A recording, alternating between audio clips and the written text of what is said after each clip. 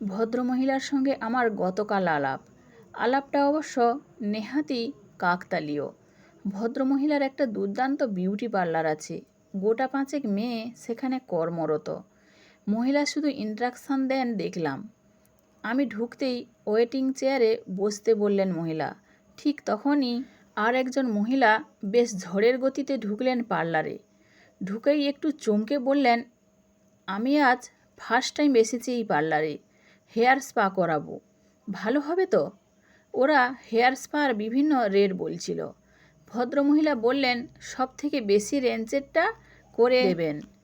তখনই পার্লারের মালকিনের দিকে চোখ পড়তেই বলে উঠলেন, আরে আপনি কি উর্বশী, মানে উর্বশী মিত্র, ক্লাস 11, রোল নাম্বার 2? মালকিন একমুখ হেসে বললেন, আরে তুই নীলাঞ্জনা না? এখানে তুই?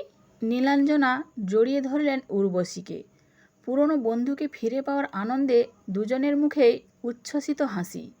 নীলাঞ্জনা উৎফুল্ল হয়ে বললেন, আমি জাস্ট ভাবতে পারছি না তোকে এখানে দেখব। এটা কি তোর পার্লার? উর্বশী বললেন, ইয়েস, এটা আমার নিজের পার্লার। নীলাঞ্জনা বললেন, আমি ননদের বাড়ি এসেছি রে।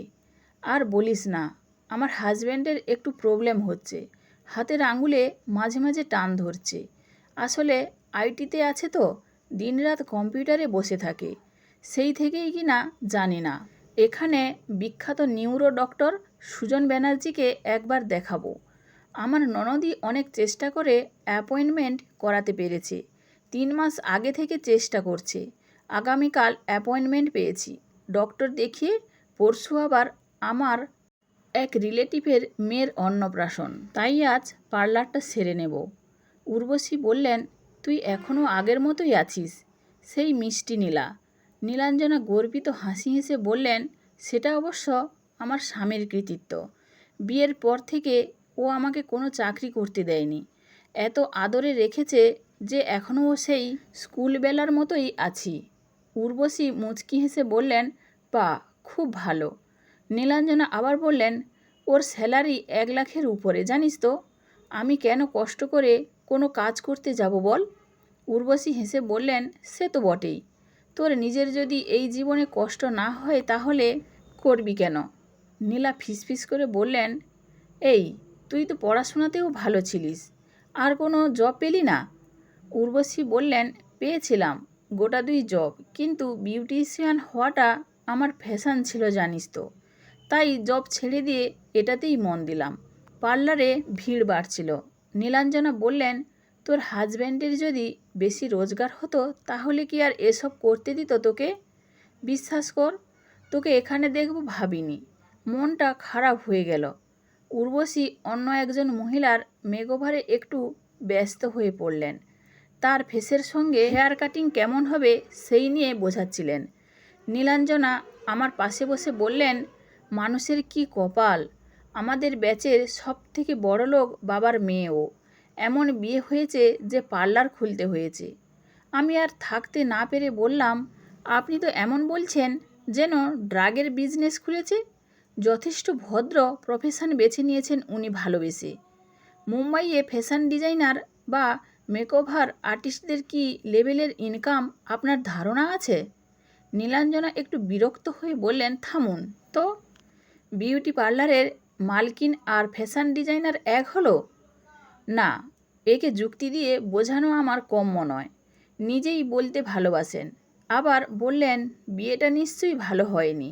জিজ্ঞেস করতেও পারছি না ওর বর কি করে। আমি আইব্রো করতে বসে গেলাম। নীলাঞ্জনা ও স্পা করছিলেন। উর্বশী দুজনের হেয়ার কাটিং নিয়ে আলোচনা করছিলেন। নীলাঞ্জনা বেরোনোর আগে উর্বশীকে ওর ফোন নাম্বার দিয়ে একটা সেলফি তুলে বললেন, যে কোনো হেল্প লাগলে কল করবি, বুঝেছিস? কোনো হেজিটেশন করবি না। আমি আর আমার হাজব্যান্ড সকলকে এমনিতেই খুব হেল্প করি। উর্বশী মুচকি হেসে বললেন, এই সেলফিটা নিয়ে গিয়ে সুজন ব্যানার্জিকে দেখাবি, বলবি আমি আপনার বউয়ের বান্ধবী, ফিজটা কম নিতে, শ্যালিকা বলে কথা। নীলাঞ্জনা হাঁ করে বললেন, সুজন ব্যানার্জি তোর হাজব্যান্ড? সত্যি বলছিস না মজা করছিস? উর্বশী হেসে বললেন, তুই গিয়ে জিজ্ঞেস করিস না, তাহলেই হবে। নীলা চমকে উঠে বললেন, তাহলে তুই বিউটি পার্লার কেন খুলেছিস? উর্বশী হেসে বললেন, কারণ এটা আমার প্যাশান। এখন পেশা। আমি ডক্টর সুজন ব্যানার্জির মতো ইনকাম করতে না পারলেও পুজোয় নববর্ষে তোদের সুজনদাকে ভালোই গিফট করতে পারি। তার সামনে হাত পাততে হয় না। বিশ্বাস কর, এই লাবণ্য পার্লারের প্রতিটা জিনিস আমার রোজগারের টাকায় কেনা। এটা সম্পূর্ণ আমার। তোদের সুজনদা পার্লারটা করার সময় হেল্প করতে চেয়েছিল, আমি নিইনি। নীলার চোখে তখনও বিস্ময়। আমি অবশ্য অনেক আগেই বুঝেছি, ওনাকে স্বনির্ভরতা, স্বাবলম্বী হওয়া, আত্মসম্মান, আত্ম অহংকার, নিজস্ব পরিচয় তৈরি করার লড়াই, এসব শব্দগুলোর মানে বোঝানো এতটা সহজ নয়। উর্বশীও দেখলাম সেদিকে না হেঁটেই বললেন, ফোন করব তোকে, ভালো থাকিস। যেসব মানুষদের মধ্যে নিজেকে প্রতিষ্ঠিত করার ইচ্ছেই থাকে না, তারা উর্বশীর লড়াইটার মূল্য বুঝবে না কোনো দিন। উর্বশীরা চোখে আঙুল দিয়ে দেখিয়ে দেয় আত্মসম্মান শব্দের অর্থটা ঠিক কী।